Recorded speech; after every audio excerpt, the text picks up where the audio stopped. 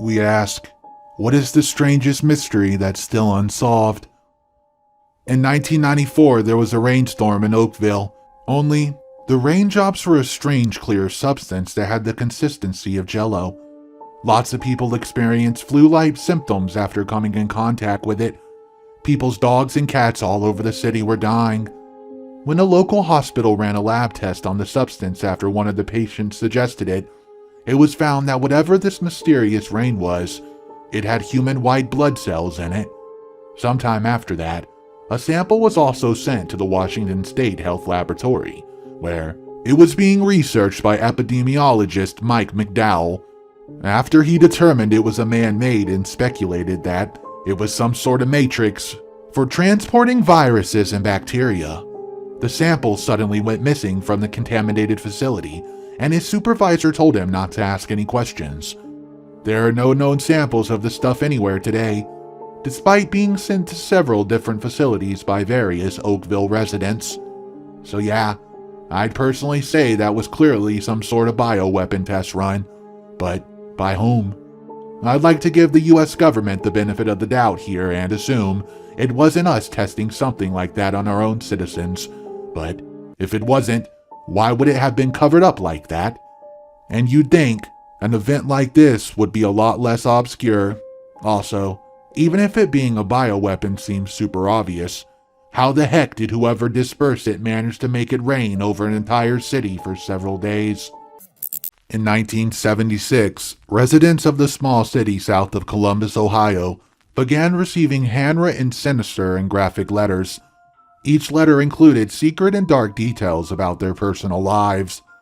One resident received a ton of letters, accusing her of various unsavory acts. The author warned the residents that he had been keeping an eye on her home, as well as her comings and goings. The resident was horrified and tried to keep the letters a secret until her husband began receiving them as well. The attacks on the family continued, with large posters appearing around town, spreading rumors about their 12-year-old child. One day, in 1977, the husband left the house after receiving a call from who he thought was writing the letters. A few minutes later, the husband was found dead at the end of the street, dead behind the wheel. The sheriff ruled it a homicide when he realized that a single shot had been fired before the incident, but there was no evidence that the husband was shot at the site. The sheriff found the husband was twice the legal limit and ruled it a drunk driving accident.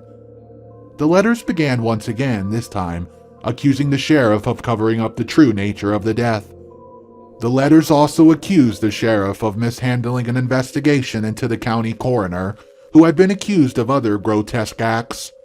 The harassment continued, this time with signs along the road, and in 1983, the original resident who had been accused of having an affair pulled over to remove a sign. During the effort to remove the sign, she discovered a box was attached to the inside of it with a small pistol. The gun was part of a booby trap designed to fire when the sign was removed. Paul Freshore was arrested and given 25 years, but one small problem. The letter writing continued even after Freshore was put into jail. In a new batch of letters, the author had promised to dig up the grave of a deceased baby and mail the bones to the police in the case of another potential affair turned murder. Hundreds of residents continued to receive personal letters until 1994 when everything stopped. A strange mystery. The disappearance and reappearance of Lawrence Joseph Batter. He was a cookware salesman from Akron, Ohio, who went missing in 1957. He went fishing, a storm hit, and his boat was found the next day with some damage. He was in debt and in trouble with the IRS, and his wife was about to have their third child.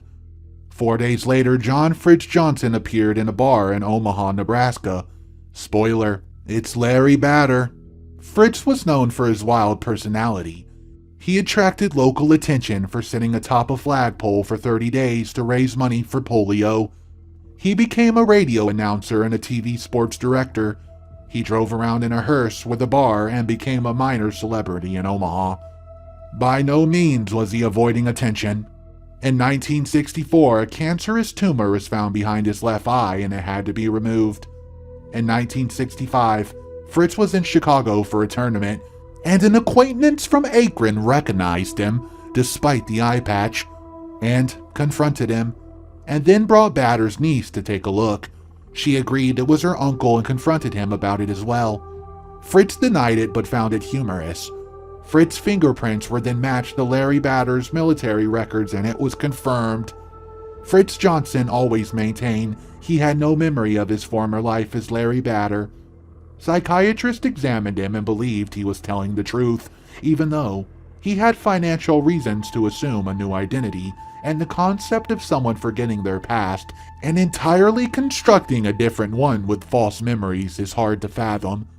It's also considered a possibility that the eye tumor had something to do with it. He ultimately died in 1966 from that eye tumor, and it was never determined conclusively whether he was lying or not.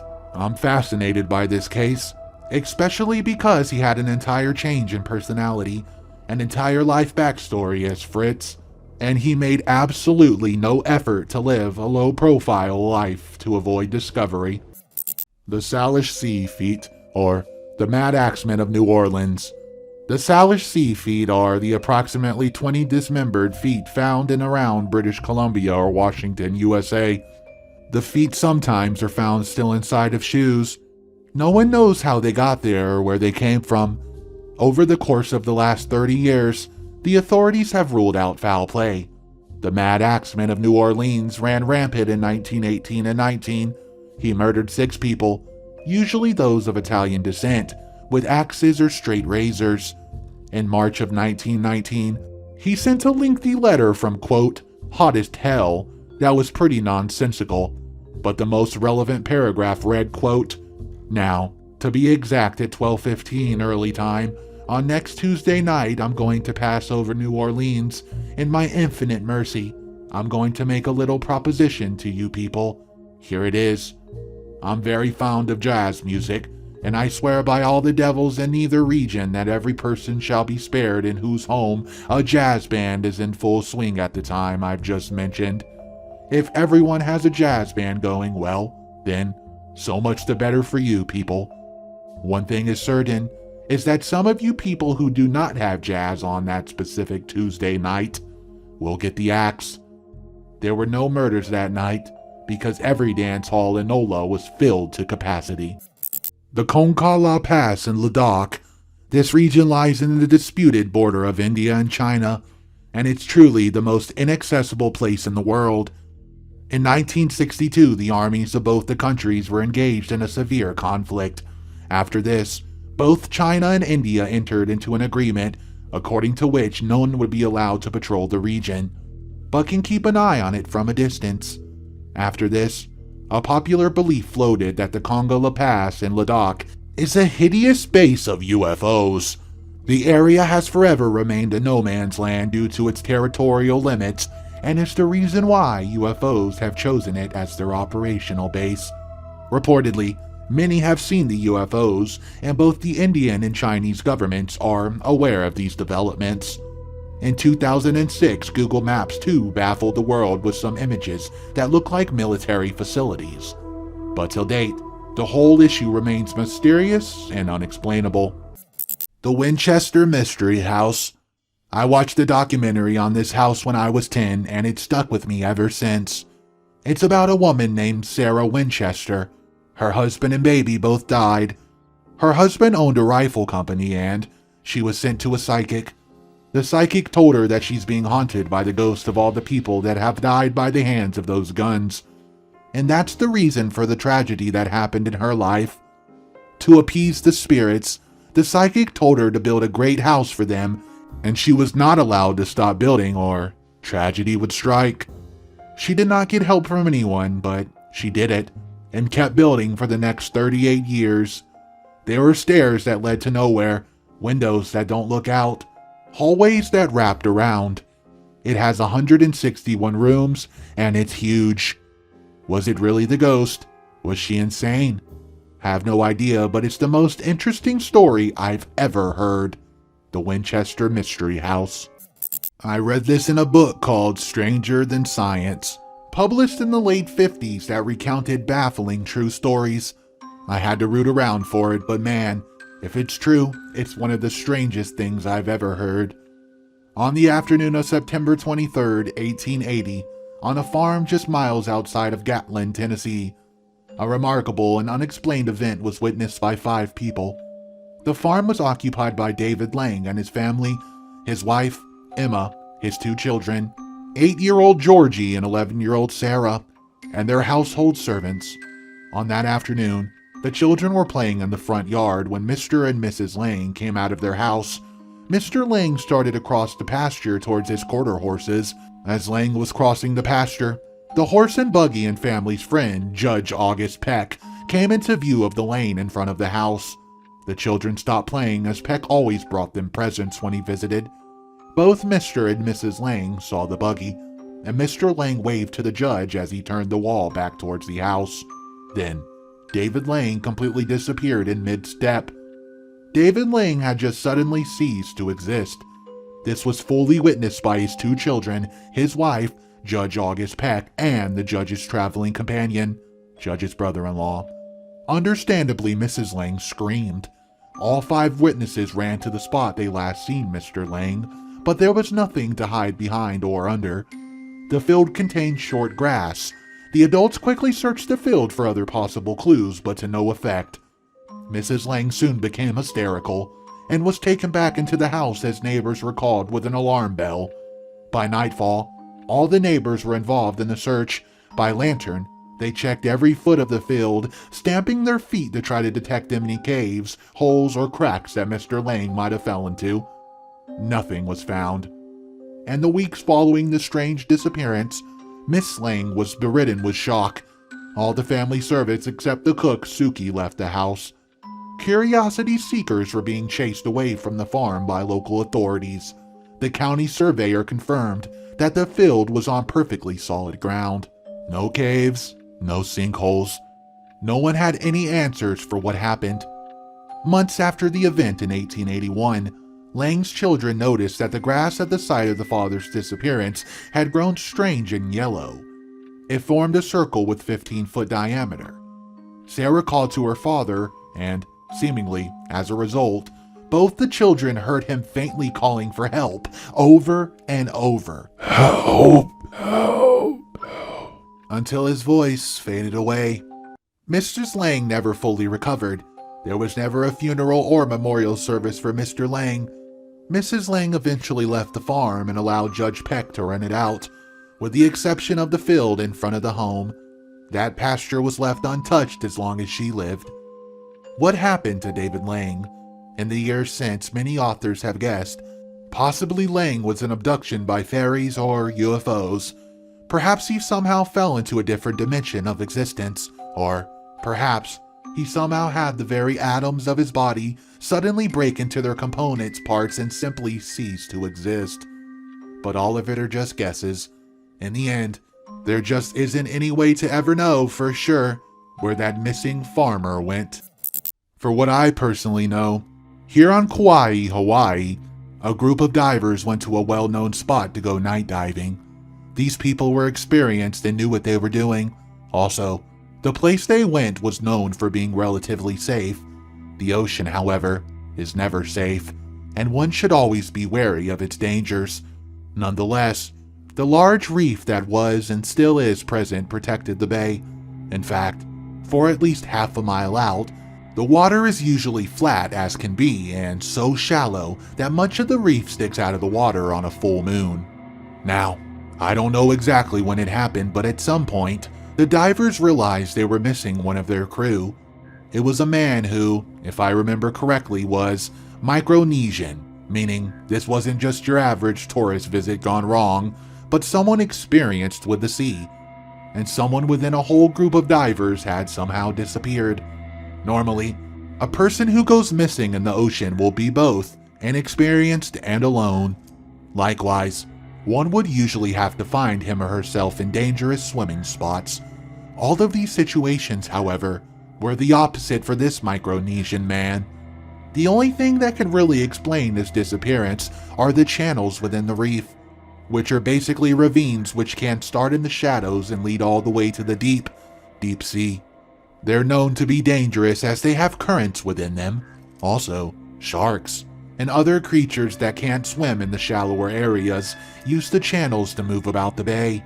My best guesses as to what happened to him are: he somehow got sucked into the channel due to some rare ocean current phenomenon and got pinned or wedged somewhere. Number 2, he held his breath too long and blacked out, only to drown and drift out to sea, or a shark got to him. In any case, usually, if not always, a person who gets sucked out to sea will be brought back to shore. If the person dies, usually there's a trace of that person. However, the complete lack of evidence as to what happened to this guy just furthers my personal belief that a shark just got his unlucky guy in the channel. Or maybe the man just got sucked out to sea and authorities weren't able to find a trace of him. Whatever the case, disappearances are a pretty common occurrence in Hawaii. It's just creepy to me. This happened in a place that I find myself swimming in from time to time. Huska Castle, Czechia. Its construction doesn't seem to serve any real strategic purposes, and it lacks any fortifications in the outside. There's a hole in the middle of the castle and walls around that are thicker than the outside walls. Very unusual for medieval castles. Old folklore say that holes in the middle of the castle's the gateway to hell, and the castle was built to keep the demons from escaping, or something similar at least.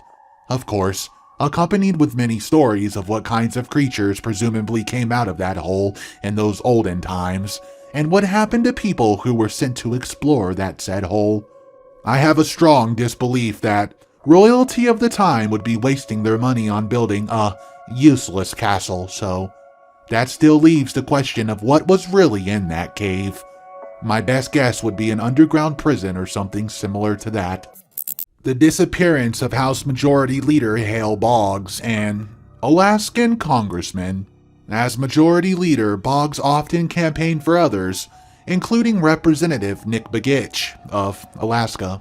On October 16, 1972, Boggs was aboard a twin-engine Cessna 310 with Representative Begich, who was facing a possible tight race in the November 1972 general election against the Republican candidate Don Young, when it disappeared during a flight from Anchorage to Juneau. Also on board were Begich's aide, Russell Brown, and the pilot Don Johns, who's 20. The four were heading to a campaign fundraiser for Begich.